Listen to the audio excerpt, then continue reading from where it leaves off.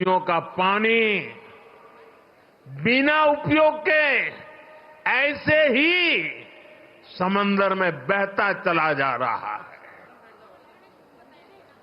और इसलिए ही जब अटल बिहारी वाजपेयी जी की सरकार थी तो अटल जी ने नदियों को जोड़ने का विजन रखा था। उन्होंने इसके लिए एक विशेष कमेटी भी बनाई। मकसद यही था कि जिन नदियों में जरूरत से ज्यादा पानी है, समुद्र में बह रहा है, उसको सूखाग्रस्त क्षेत्रों तक पहुंचाया जा सके। इससे बाढ़ की समस्या और दूसरी तरफ सूखे की समस्या, दोनों का समाधान संभव था। सुप्रीम कोर्ट ने भी इसके समर्थन में कई बार अपनी बातें बताई हैं, लेकिन कांग्रेस कभी आपके जीवन से पानी की मुश्किलें कम नहीं करना चाहती।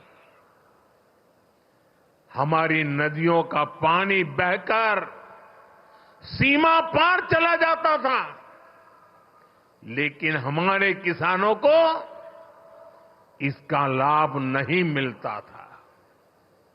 कांग्रेस समाधान के बजाय राज्यों के बीच जल विवाद को ही बढ़ावा देती रही।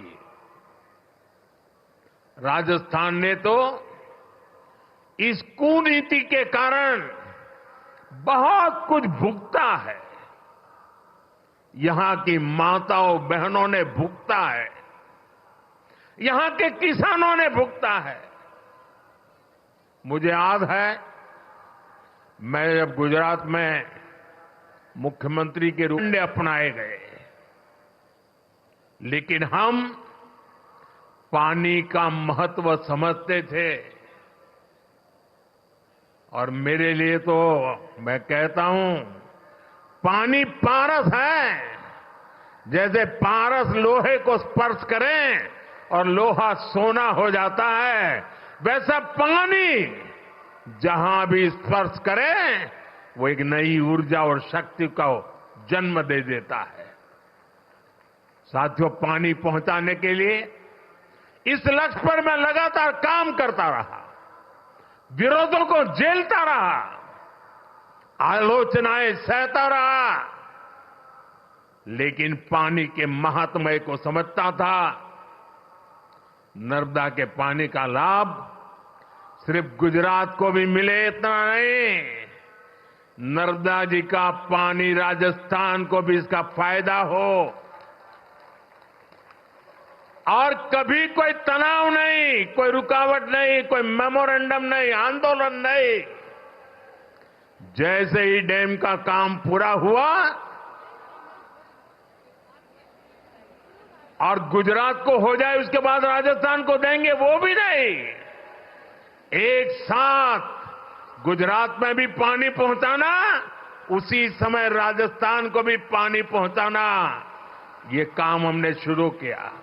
और मुझे याद है, जिस समय नर्मदा जी का पानी राजस्थान में पहुंचा, राजस्थान के जीवन में एक उमंग और उत्साह था।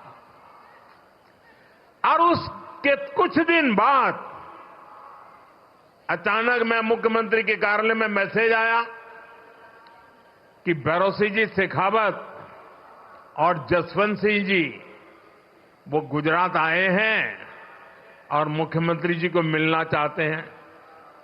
अब मुझे पता नहीं था वो आए हैं, किस काम के लिए आए हैं, लेकिन वो मेरे दफ्तर आए। मैंने पूछा कैसे आना हुआ, क्यों? नहीं, बोले कोई काम नहीं था, आपको मिलने आए हैं। मेरे वरिष्ठ नेता थे दोनों। भैरों जी की तो उंगली पकड़ करके हम कई लोग बड़े हुए हैं। और वो आकर के मेरे सामने बैठे नहीं। वो मेरा सम्मान करना चाहते थे, मैं भी थोड़ा भौचक्का था, लेकिन उन्होंने मेरा तो मान सम्मान तो किया, पर वो दोनों इतने भावुक थे, उनकी आंखें नम हो गई थी और उन्होंने कहा, मोदी जी आपको पता है पानी देने का मतलब क्या होता है? आप इतनी सहज सरलता से गुजरात नर्मदा का पानी राजस्थान को दे दें, ये बोले मेरे मन को छू गया और इसीलिए करोड़ों राजस्थान वासियों की भावना को प्रकट करने के लिए आज मैं आपके दफ्तर तक चला आया हूं। साथियों, पानी में कितना सामर्थ्य होता है इसका एक अनुभव था और मुझे खुशी है कि माता नर्मदा आज जालोर, बाड़मेर, चूरू, झुंझुनू, जोधपुर, नागौर, हनुमानगढ़ ऐसे कितने ही जिलों को नर्मदा का पानी मिल रहा है। साथियों, हमारे यहां कहा जाता था कि नर्मदा जी में स्नान करें, नर्मदा जी की परिक्रमा करें तो अनेक पीढ़ी का पाप धुल करके पुण्य प्राप्त होता है।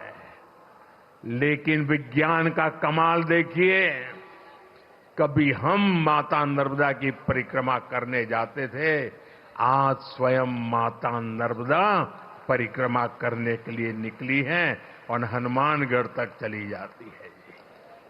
साथियों, पूर्वी राजस्थान नहर परियोजना ERCP को कांग्रेस ने कितना लटकाया, ये भी कांग्रेस की नीयत का प्रत्यक्ष प्रमाण है।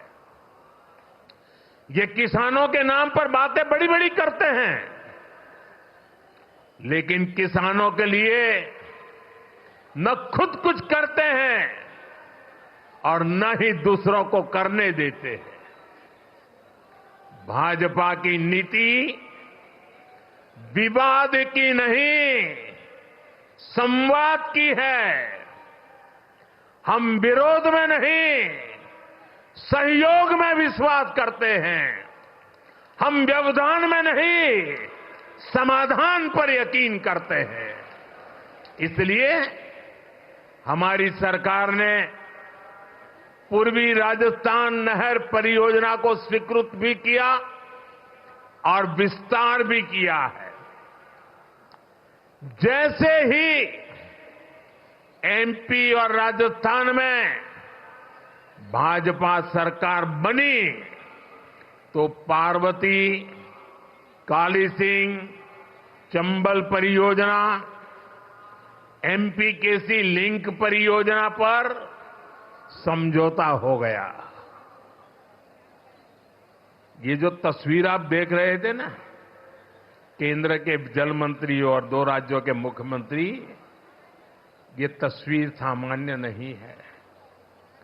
आने वाले दशकों तक हिंदुस्तान के हर कोने में ये तस्वीर राजनेताओं को सवाल पूछेगी। हर राज्य को पूछा जाएगा कि मध्य प्रदेश, राजस्थान मिलकर पानी की समस्या को, नदी के पानी के समझौते को आगे बढ़ा सकते हैं। तुम ऐसी कौन सी राजनीति कर रहे हो कि पानी समंदर में बह रहा है, तब तुम एक कागज पर हस्ताक्षर नहीं कर पा रहे हो। ये तस्वीर पूरा देश आने वाले दशकों तक देखने वाला है। ये जो जलाभिषेक हो रहा था ना, ये दृश्य भी मैं सामान्य दृश्य नहीं देखता हूं। देश का भला करने के लिए सोचने वाले, विचार से काम करने वाले लोग, उनको जब सेवा करने का मौका मिलता है तो कोई मध्य प्रदेश का पानी लेके आता है, कोई राजस्थान का पानी लेके आता है। उन पानी को इकट्ठा किया जाता है और मेरे राजस्थान को सुजलाम सुफलाम बनाने के लिए पुरुषार्थ की परंपरा शुरू कर दी जाती है। यह असाधारण घटना है। एक साल का उत्सव तो है ही, लेकिन आने वाली सदियों का उज्जवल भविष्य आज इस मंच से लिखा जा रहा है।